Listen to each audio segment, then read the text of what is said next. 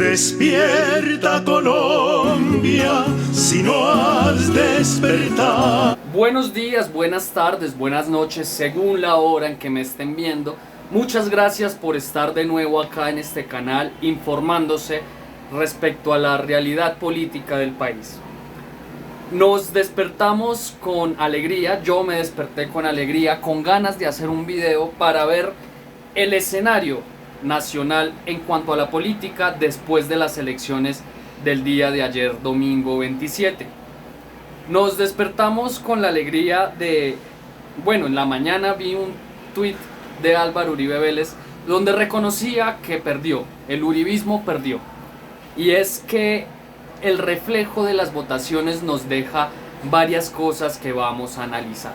En estas elecciones se vio el reflejo de aires de ciudadanías libres, de personas que están cansadas de practicar la política tradicional y que votan de manera consciente e independiente. El reflejo de esto es que a lo largo del territorio ha ganado el Partido Verde bastantes plazas o bastantes cargos públicos de elección popular. Vimos cómo ganó en Bogotá, en Manizales, en el Magdalena, la gobernación del Magdalena con Carlos Caicedo, que arrasó en Cúcuta, en Huila. Vimos cómo el uribismo perdió terreno en cuanto a la gobernabilidad de dichas zonas que lo habían gobernado durante muchos años, en los que tenían una hegemonía bastante fuerte. Entonces vamos a mirar los principales escenarios y vamos a analizar de manera breve en qué ganamos y en qué perdimos. Entonces, curioso lo de Cartagena, que la gente despertó, la gente se mamó literalmente de que su alcalde electo fuera apresado por corrupción durante el primer año de gobierno. Por eso quedó electo el señor William Dow. William Dow es un señor de trayectoria política y también de clanes políticos, pero que a estas elecciones se lanzó de manera independiente. En el reporte de cuánto gastó en la campaña, se evidencia que gastó solamente 55 millones de pesos, a diferencia de su contradictor, que estaba apoyado por los conservadores, por el Centro Democrático, por todos esos clanes políticos de Cartagena. Entonces es interesante porque la costa es una zona de clanes políticos y quitarle el poder a estos clanes políticos en algunas zonas es un logro importante. Es importante esto de que gastó solamente 55 millones porque sabemos que es un candidato que no va a llegar a la alcaldía a pagar los favores a los patrocinadores de su campaña, sino que va a llegar a hacer gestión, a preocuparse directamente de lo que verdaderamente es fundamental. El señor William Dow va a llegar limpio, sin preocuparse por reponer con su sueldo el monto que gastó en campaña política, sino para empezar a trabajar. Esto es importante. Viste lo de Barranquilla. En Barranquilla el clan Char sigue ganando. Esta vez con el señor Jaime Pumarejo ganó de manera arrasadora con un 60 y algo % de las votaciones. Acá hay algo importante y es que las encuestadoras daban un porcentaje del 80% de votos a favor de Pumarejo. Esto refleja cómo está perdiendo con los años poder político el clan Char. Y es preocupante, y digo preocupante porque pese que uno de los miembros del clan Char reconoció ante la JEP apoyo paramilitar, tal como lo evidencia el siguiente video, la gente no despierta, la gente no se da cuenta de cómo este clan busca acaparar dineros en esta región del país. Yo, David Char Navas, reconozco que en mi tiempo permití que el bloque norte del Frente José Pablo Díaz de las Autodefensas de Colombia accediera a mi actividad política para las elecciones al Senado. Y en esa misma zona, en el Atlántico, ganó Elsa Noguera. Recordémosla que ella fue ministra de Vivienda de Juan Manuel Santos. Esta persona en estas votaciones fue apoyada por el clan Char, por coaliciones del Centro Democrático, de los conservadores de Cambio Radical, y su opositor, su principal opositor, era el hijo de Petro, Nicolás Petro, quien obtuvo solamente 300.000 votos y Elsa Noguera se lo llevó casi por más del doble. Volvemos a retomar la idea de que el derrotado de la jornada fue el uribismo, el Centro Democrático. En Manizales ganó el candidato Carlos Mario contra el representante del uribismo, que era muy fuerte y que lo mismo, las encuestadoras los daban por ganadores. En Huila ganó Dusan. Recordemos que Huila es una zona que ha sido afectada directamente por el conflicto y por eso en las votaciones anteriores se veía el reflejo de que los uribistas dominaban esa zona en cuanto a términos electorales. Esta vez ganó también una persona de clanes políticos, pero que no pertenece a esas coaliciones de Cambio Radical ni de Centro Democrático, que es el señor Dusan. Le ganó al candidato del uribismo en esa zona, que era el señor Chavarro, una persona de dudosa reputación, que no entraremos a hablar de eso porque se nos extiende mucho el video. Efectivamente el uribismo perdió, y perdió en su casa. Eso es lo importante. No solamente perdió la alcaldía, sino la gobernación de Antioquia. Empecemos por la gobernación. Andrés Guerra, que era el candidato para la gobernación de Antioquia por el uribismo, perdió contra Aníbal Gaviria, también de partidos de corte neoliberal, pero que no pertenece a ese núcleo antioqueño que representa el uribismo. Y en la alcaldía de Medellín pasó algo histórico, y es que un candidato independiente ganó la alcaldía sin el apoyo de ningún partido político. Es el caso de Daniel Quintero. Daniel Quintero, yo lo conocí personalmente, yo trabajé con él antes de que fuera tan conocido. Él, para estas elecciones, le ofrecieron el aval político muchos partidos por su potencial en cuanto a la política. A él le ofreció el aval el Partido Verde, la Colombia Humana, el Polo, la UP, muchos partidos, y él decidió hacer algo renovador para la política, lanzarse independiente, sin deberle avales ni favores a nadie. Yo trabajé con Daniel Quintero cuando él era mucho más joven, hace aproximadamente unos 8 o 9 años, en el Partido del Tomate. Él fue el de las iniciativas para que en la Plaza de Bolívar de Bogotá se ponían fotos de Álvaro Uribe Vélez, de Juan Manuel Santos, de todos los políticos corruptos, de Ordóñez, y que las personas manifestaran su descontento con el gobierno lanzando un tomate. A raíz de esto surge la iniciativa del Partido del Tomate. Esos fueron los inicios de Daniel Quintero. Luego él se lanzó para concejal, no pasó, y luego fue elegido como viceministro de las TICs, donde realizaba las labores de ministro, porque en ese entonces su jefe era este tipo Luna, se me va el nombre, Ariel Luna, un periodista que no hacía nada en ese ministerio sino robarse el sueldo. Ese ministerio lo sacó adelante Daniel Quintero.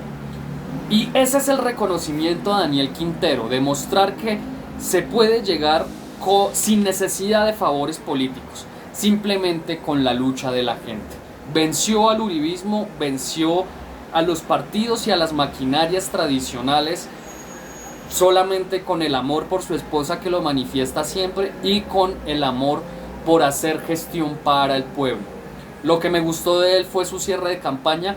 Los candidatos, la mayoría, hicieron fiestas en hoteles, en restaurantes, con sus asesores, con sus seguidores y con la gente que les dio apoyo, pero Daniel Quintero hizo un cierre peculiar y fue hacer una maratón de 48 horas despierto, recorriendo Medellín y hablando con la gente respecto a los problemas, para que él los conozca directamente y saber qué es lo que tiene que hacer en su gestión para ayudar directamente al pueblo. Entonces rescatamos el triunfo de Daniel Quintero en Medellín, y ese fue el logro nacional de la jornada. Ahora vamos a hablar de Bogotá. Dicen que la alcaldía de Bogotá es el segundo cargo más importante después del presidente. Por eso la puya en Bogotá por quedarse con este cargo de elección popular es tan importante y pesa tanto. La verdad, yo voté por Holman Morris por su plan de gobierno. Me gustó mucho lo que quería hacer en cuanto a educación, me gustó mucho los planes para incluir a las personas que padecen drogadicción, porque la drogadicción, recordemos, es una enfermedad, es una patología que debe ser tratada paulatinamente, no debe ser tratada a través de medios prohibitivos, sino a través de educación, lo que siempre les he transmitido en este canal, educación. Entonces el caso de Holman Morris fue que le pegó a la esposa, hubo un problema, pero la ley dice que nadie es culpable hasta que se le compruebe lo contrario, hasta que falle un juez se sabe la verdad. El caso es que él perdió mucho terreno por esto y la puya estaba entre Galán y Claudia López. Menos mal ganó Claudia López, que quede Claudix, como dice Juanpis, es un respiro para Bogotá. Y es algo importante que quede ella porque recordemos que Claudia utilizó una bandera política y es la lucha contra la corrupción. Ella fue la que logró 12 millones de votos para esta causa de luchar contra la corrupción. De esos 7 puntos, las 7 veces sí para modificar todos los aspectos o los puntos que generan corrupción en cuanto al método de contratación, en cuanto a quiénes son viables para realizar contratación con el Estado, en cuanto a los salarios de los congresistas, la repetición de curul, todo esto para evitar temas de corrupción. En ese entendido, nosotros como ciudadanos tenemos la obligación de exigirle a Claudia López su compromiso con la corrupción, para que ella, a través de ese compromiso, de ese discurso que pregona, pueda contribuir a que no se realice un metro elevado, que primero está mal contratado, que segundo se lo adjudicaron a una empresa internacional que está investigada en otros lugares del mundo por problemas en la realización de los objetos del contrato, una empresa china. Y en ese entendido, el compromiso de Claudia para que las cosas se realicen de manera limpia en Bogotá empieza el 1 de enero y a partir de eso debemos exigirle.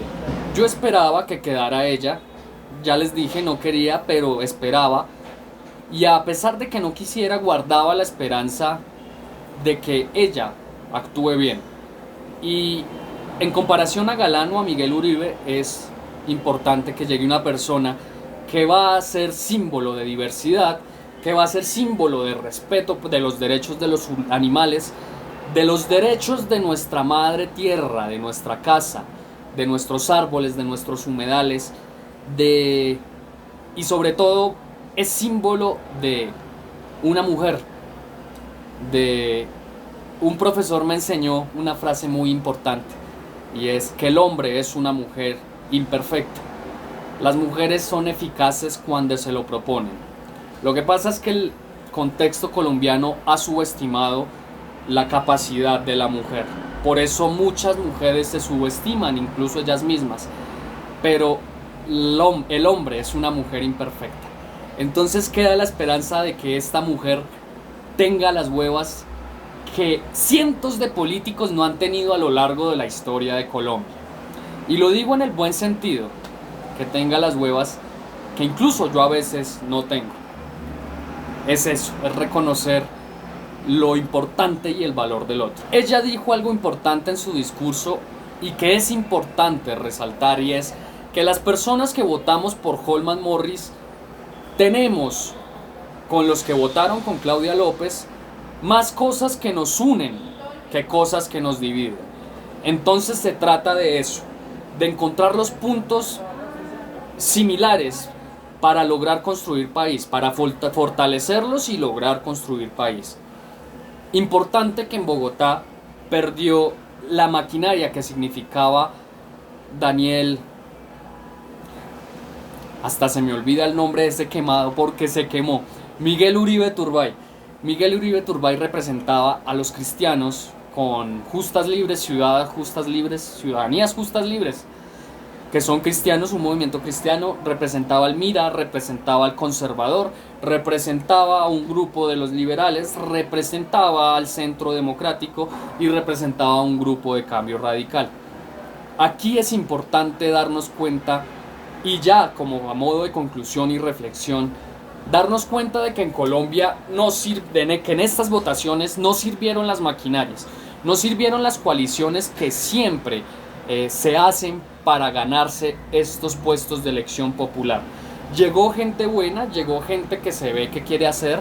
Se me olvidó mencionar el caso de Bucaramanga, donde ganó el pupilo de Rodolfo Hernández, que también se ve que tiene muy buenas ideas. Entonces triunfamos, señoras y señores, triunfamos. Ganó gente independiente, ganaron las ciudadanías libres. Perdió el uribismo, pero no lo veamos como que perdió el uribismo y perdió Uribe, sino que nosotros ganamos, los que defendemos un país limpio, un mundo limpio y verde, los que defendemos los derechos de los animales, los que defendemos la igualdad con la mujer, los que defendemos la paz y la reconciliación, la unión de ideas, los que defendemos escenarios donde las discusiones se hagan a través de las palabras y del conocimiento y no a través de las armas. Ganó esa población, esas ciudadanías que manifiestan lo que usted y yo sentimos. Entonces, mucha esperanza, muchas ganas de construir país. Menos mal, llegó gente que le puede hacer desde la gestión territorial descentralizada oposición a la mala gestión de Duque. Acá se empieza a formar. Y ya para terminar el video les voy a dejar una reflexión.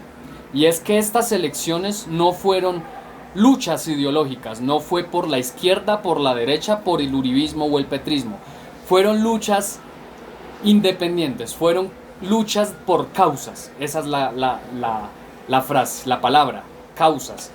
Causas por la anticorrupción, causas por los derechos fundamentales, por los derechos de los animales, por los que ya he nombrado. Fue unas votaciones no por ideología, sino por causa. Muchas gracias y los dejo con una breve descripción de mi libro que lo pueden adquirir en la descripción que les dejo, en el link que les dejo en la descripción. Nos vemos en la próxima. En el desarrollo de la vida, absolutamente todos los seres humanos nos hemos planteado la interrogante de ¿qué pudo haber sido de nosotros? Ya sea en aspectos laborales, académicos o en el tema que nos atañe ahora, en el amor. Cuando uno sufre la partida inesperada de un amor, se plantea escenarios de posibles futuros que no pudieron ser, que no serán. Se plantea el mejoramiento de las variantes del pasado para así evitar la partida de esa persona. Lo complicado es que al hacer oda a la memoria, pensando en la modificación de esas variantes, en nuestras superfluas operaciones mentales que evocan fantasmas del pasado, en intentar cambiar pensamientos, esas decisiones que nos hicieron ser lo que no pudimos llegar a ser. Lo que se logra con todo esto es agrietar el alma. Este es el caso de Armando, un psicólogo que está obligado a aferrarse a un pasado que no será, a un sueño irrealizable, a un vacío mental y sentimental irremediable. Esta es la historia que se cuenta en mi libro, que tiene crítica social, que tiene un poco de filosofía, sociología y que toca temas muy duros que sé que todos hemos vivido.